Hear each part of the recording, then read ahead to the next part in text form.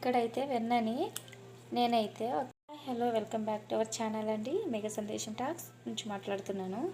ఇక్కడ నేను వెన్న నుంచి నెయ్యిని ప్రిపేర్ చేయాలి అనుకుంటున్నాను. వెన్నని నేను ఫస్ట్ ఆఫ్ ఆల్ మీగడ నుంచి నేను వెన్నని తీసుకున్నానండి. ఆ ప్రాసెస్ అయితే చూపించలేదు. ఇప్పుడు వెన్న నుంచి నెయ్యి చేసేది చూపిస్తున్నాను. మీకు టైం కుదిరితే వీడియో చూసేయండి.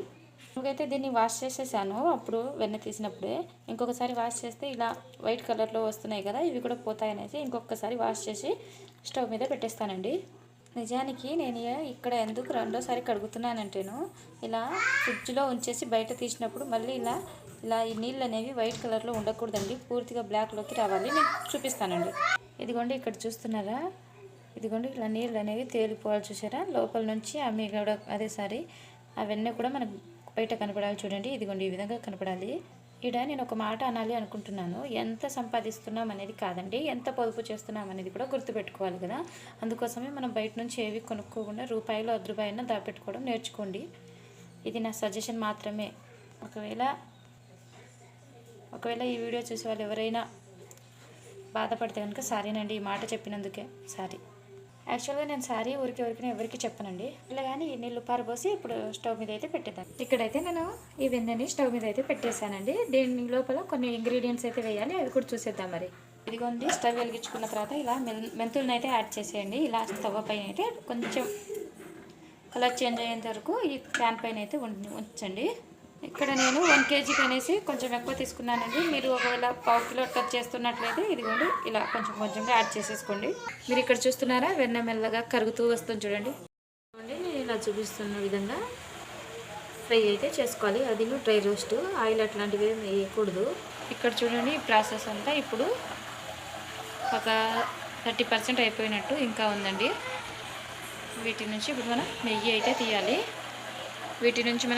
తీస్తాం కదా, దీన్ని అయితే ఇప్పుడు మనం పొడి చేసుకుని పెట్టుకుందాం. ఇక్కడైతే పొడి రెడీ అయిపోయినట్టేనండి. కొంచెం కచాపచాగా దంచుకున్నా ఏం పర్లేదండి. వైట్గా ఉన్న వెన్న గ్రీన్ కలర్లో చేంజ్ అయిపోయింది చూసారు. నేను ఇక్కడ ఒక విషయం అయితే చెప్పాలి అనుకుంటున్నానండి. చాలామంది ఇదిగోండి ఈ కన్సిస్టెన్సీ ఉన్నప్పుడే ఇంకా మెంతుల పొడి అలాగే కరివేపాకు కూడా యాడ్ చేస్తారు. దీనివలన నెయ్యి అనేది కొంచెం వైట్గా కనిపిస్తుంది, కానీ అస్సలు బాగోదండి. ఎప్పుడు నెయ్యి అనేది పూర్తిగా ప్రిపేర్ అవుతుందో నేను ఇక్కడ చూపిస్తున్నాను. చూసారా, ఈ వైట్ ఉంది కదా పాలలాగా, అదంతా వెళ్ళిపోవాలండి. మనకు కొత్త నూనెలాగా కనపడాలి, ఎంతవరకు మనం వెయిట్ చేయాల్సిందేనండి. మా వారికి నెయ్యి అంటే ఎక్కువ ఇష్టం అండి. ఎట్లంటే ఏ కూరల్లోకైనా కొంచెం నెయ్యి, అలాగే పప్పులోకి కూడా నెయ్యిని యాడ్ చేసుకొని తింటూ ఉంటారు. అది మా వారికి చిన్నప్పటి నుంచి అలవాటంట. నాకైతే అంత అలవాటు లేదండి, నేను తినను ఎక్కువగా. మా వారి కోసం అయితే నేను ఇవన్నీ ప్రాసెస్ అనేవి చేస్తూ ఉంటాను. ఆవు నెయ్యి అనేది వైట్ కలర్లో ఉంటుందండి, ఆవు నెయ్యి అనేది. అలాగే గేదె నెయ్యి అనేది వైట్ కలర్లో ఉంటుందో కామెంట్ చేసి చెప్పండి. నాకు తెలిసినంత వరకు ఆ రెండు ఒకే కలర్లో ఉండొచ్చు, కాకపోతే మనం బాయిల్ చేసే విధానంలోనే ఉంటుంది అనేసి నేను అనుకుంటానండి. చూడండి ఒకసారి, ఇదిగోండి నెయ్యి అనేది అప్పుడు వైట్ కలర్లో ఉండే కదా, ఇదిగోండి గడ్డలు కనిపిస్తుంది కదా, కనిపిస్తుందా? ఇలా నెయ్యి అనేది సపరేట్ అవుతుంది చూసారా, ఆయిలీగా ఇలా ఉండాలి కన్సిస్టెన్సీ. ఇప్పుడే మనము ఈ మెంతుల పొడిని యాడ్ చేద్దాం. ఇదిగోండి ఇలా యాడ్ చేసేయండి ఇలా మెంతుల పొడి.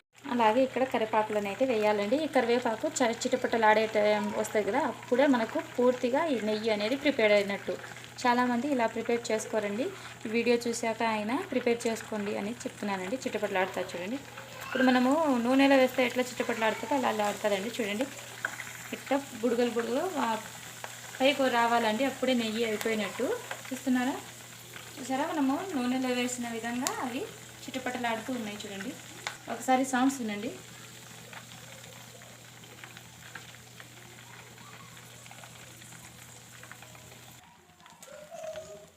ఇంకొకసారి ముందర అయితే ఇలా వేసి చూస్తున్నాను చూడండి. కరివేపాకులని మనము వేస్ట్ అయితే చేయమండి, దీనిలోనే మనం తినేయొచ్చును.